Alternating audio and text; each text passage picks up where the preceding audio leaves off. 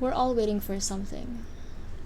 A nice plot twist, emotional breakthrough, healing, a test result, or a better job.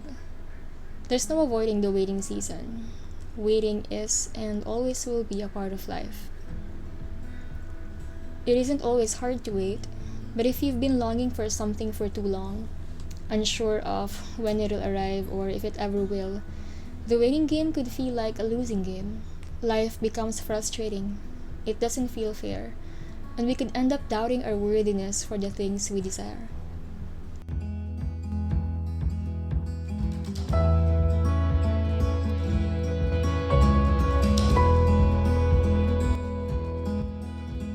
In the book Still Waiting, Anne shares her battles and breakthroughs in waiting for healing. Having lived most of her life with Trick, a condition that has no known cure, Anne offers an honest take on the struggles and joys of finding hope in areas where we can't seem to make things happen. Areas where the answer we get is no or a repetitive not yet. Where hopelessness seems like the more reasonable response. Where we can't muscle through. And where waiting feels like a dark tunnel leading to a dead end. I consider Anne as one of my heroes. I see a lot of my story in hers.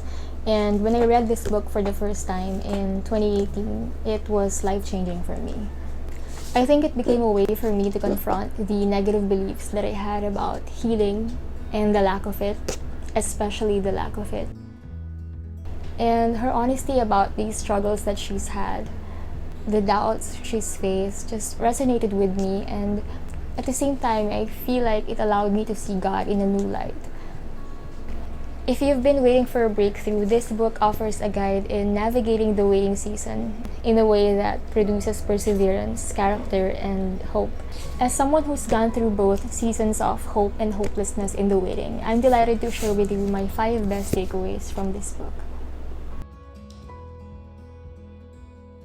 There's always a bigger kind of suffering, a more pressing issue, a person who in certain ways seem to deserve more attention, more love, more grace.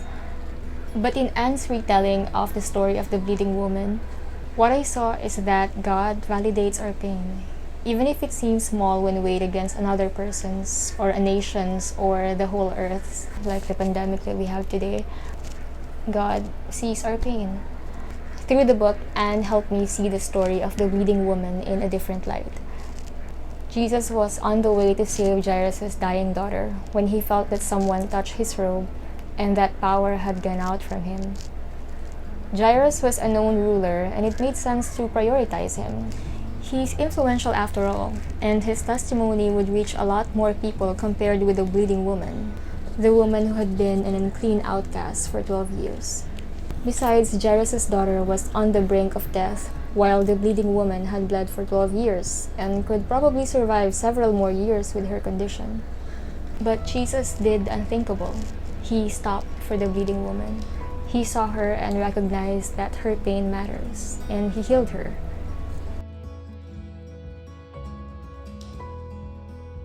Takeaway number 2 is that my witness doesn't define my worth. Sufferings have a way of clouding over our being. When we've suffered something for too long, the suffering starts to touch everything about us. It affects everything we do. It stains the thoughts we allow to linger, and it could so easily distort the beliefs that we have about ourselves. According to the Levitical law, the bleeding woman was an unclean woman. Not only that, but everything that she touched during the time that she was bleeding also became unclean. As Anne narrated, the woman's sickness became her identity. She's the woman who bled continually, whom doctors couldn't heal. She's the unclean girl who was not allowed to participate in community gatherings, whose possessions had been spent on treatments that did her no good. But when Jesus saw her, Jesus spoke identity to her. "Daughter, your faith has healed you." She called her daughter when she had always lived her life as if she were forsaken. He spoke belonging when the whole community took the bleeding woman as an outcast. The bleeding woman story is something that I've always known since I was a child attending Sunday school.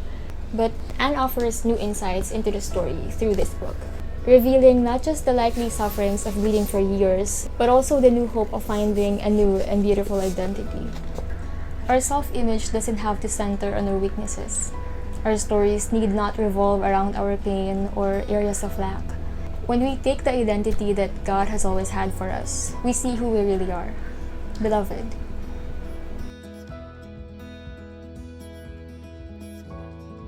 Takeaway number 3. We're all a little broken, and it's okay. We're all yearning for something. Even the wealthiest people, or those who seem to have it all, have places of lack in their lives. But when our areas of lack loom large, and when our weaknesses seem to win, it becomes easier to just hide. But in the long run, we discover that what hiding really does is it makes us more broken. In the book, Anne shared how she tried to hide her condition. I also tried to hide my condition for so many years because I thought that it was hideous. It might make people think that I'm weird. But hiding is tiresome, it's painful, and it limits the ways that people can show up for us and be with us in our struggles. Plus, I realized that the people we hide our struggles from also have their own struggles. That's just how life is. And maybe in this world, we just have to learn to make peace with living flawed lives. I'm all in when it comes to seeking ways to improve ourselves in our lives, but I also think that it makes a huge difference to be able to stand and face between where we are and where we want to be. Shame is always willing to take up space. Here's a bigger enemy that likes sticking itself to our places of lack. Shame. Shame is self-entitled. It takes up space without having to be asked. It loves keeping our struggles company. In the words of Anne, shame makes it seem that our value is tied to our brokenness.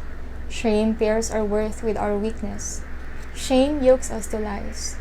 Shame tells us that our identity is only as whole as the image we can put forward. But shame lies. What shame wants is to keep us small. In Anne's stories of feeling ashamed of trichotillomania, a condition that she has no control of and health professionals cannot cure, we see how shame tries to twist her view of herself and her understanding of how she stands before God. I see how shame does this to my life as well. But when we choose to be brave through our struggles and break through the shame, what I realize is that God isn't ashamed of us, and that changes everything.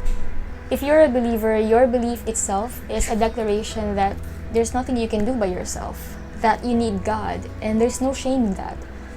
Our places of lack, our brokenness, only reveal our need for God's grace. Getting what I've been waiting for doesn't make me whole. This is my favorite takeaway from Still Waiting. Getting what I've been begging God for would be wonderful and miraculous and will surely change a lot of things in my life. But they cannot and will not make me whole. Only God can make me whole. Ask yourself, have you ever been so giddy and excited about buying something? And then when you finally have it, you feel happy, but then the happiness fades. And so you seek the kind of happiness again from other things. It's the same with hope. When we put our hope on things of this broken world, our hope fails us. It might work from time to time, but the impact is short-lived, shallow even. Still Waiting helped me see that the things I'm praying for, no matter how big of a deal they are not my highest good. Only God is my highest good, not my healing, not answered prayers. Being honest about our struggles can be terrifying. When I wrote my story about TMJ disorder on my blog, it took me a month. Although I write for a living and I write thousands of words per day. And so I know that writing this book was also not easy and took a lot from Anne. No matter what it is that you're waiting for, I'm sure that you can find help and inspiration from this book. If you don't have it yet, make sure that you check it out. I'm going to leave a link in the description below. And that is it for my video today. Thank you for watching. I hope you learned something, and I hope to see you again next time. Bye!